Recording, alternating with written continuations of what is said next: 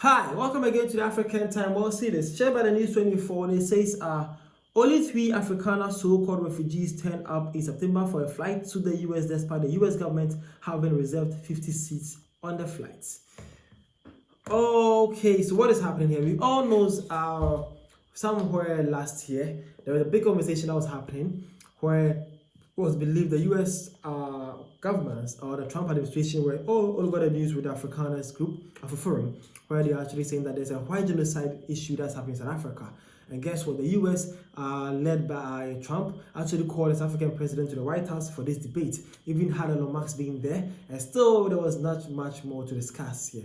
Getting US pissed off, they decided to actually relocate all the Afrikaners from South Africa. So the first initial plan was to transfer 50 of them to the United States. Now in September too, there was about to also take around 50 people.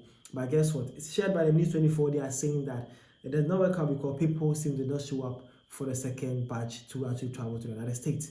How true is this? What do you think about this whole conversation? Let's see. But some people also come to say this news is false because they believe that people actually did not actually decide not to follow Trump or did not go to the US. It all happened because they said that the flight was actually cancelled and then there's been a new scheduled date. That is why things have changed. Well, these are all claims and discussions that's ongoing. You, my friend, too, can share your point of view and let's see where you stand. But the whole conversation was funny at the comment section. Well, let's see how some South Africans took the whole conversation here. This one says Trump should send the military and take them by force. What do you mean by that, though? Again, one says it turns out the genocides or genocidees are not fearing for their lives after all. Trump never saw this one coming. Okay. Again, man says Elon Musk, he actually tagged him though. He says your people are refusing to run away from a genocide, even your father is still here. Well, Elon Musk, this is South African, and that is what they are saying to you. Again, man says that there's an Afrikaner delegation based in Washington, apparently meeting frequently with high-ranking members of the White House. Is this not a priority on the agenda? Who is responsible for this incompetency? Get these men and women to safety ASAP. Unacceptable Apple Forum. And that is a big sarcasm right there. Big sarcasm. Again, man says, as opposed to the rest of the Afrikaners couldn't go to the airport as the genocide prevented them from getting there.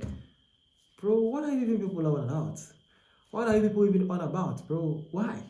Again, man says, is this a good thing or a bad thing? Does this mean there are those who were spoken for and misrepresented and the majority demonists are already small majority? I think these are very valid questions because there are so many double standards and too tight things happening. And lastly, man says, it is almost December. Only a fool will leave SA when it's almost festive. Or for sure, we all know how South Africans enjoy their drinks and alcohols. Who leave when it's almost a Christmas in South Africa, bro? Cannot leave the fun out of it. So basically, this is how some people were saying and how sarcastic most of the conversation were. But frankly speaking, you hopefully to understand the whole conversation later. But now we don't know who to believe here. The New 24 or all the Afrikaners people are actually saying though. But to that, I'll surely will bring you the more updates and more confirmation about the whole story for you guys to know and notice and understand also. Then if it's Dashi, thank you for your time and see you guys around for more African Fibs. Thank you.